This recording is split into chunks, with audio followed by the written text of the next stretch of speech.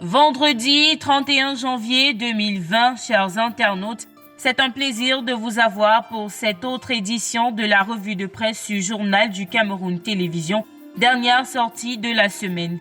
Les événements qui ont marqué la mise en bière de Boris Tchakounté, enseignant de mathématiques poignardé par son élève en début du mois, font la une de pas mal de tabloïds ce matin. Selon Le Jour, des milliers de professeurs et d'élèves sont venus rendre hommage à cet enseignant. Hier jeudi 30 janvier 2020, ils ont été dispersés au jet d'eau et au gaz lacrymogène avec plus de 20 personnes interpellées, d'où le grand titre du quotidien dans son édition de ce jour, Sauvagerie, endeuillée, brutalisée, séquestrée.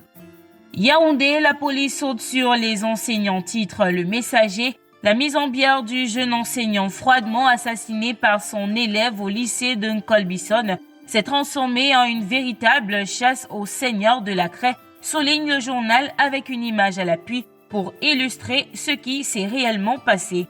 Pour le quotidien Mutation, la révolte de ces enseignants prend corps, car malgré le harcèlement des forces de l'ordre hier aux obsèques de leurs collègues poignardés, ils ont quand même manifesté leur indignation.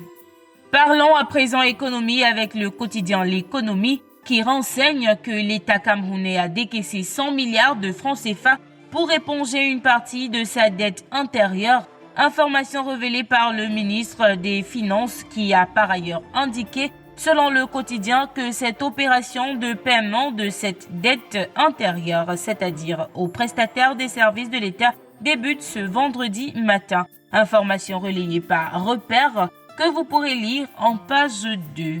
Inauguration de l'hôtel du Comice baptisé Hôtel Bengoa et Bolva, c'est dans la région du Sud. La presse en parle ce matin. Cameroun Tribune indique que le Premier ministre, chef du gouvernement Joseph Diangoutè, a officiellement ouvert cet hôtel au nom du président de la République hier jeudi 30 janvier 2020.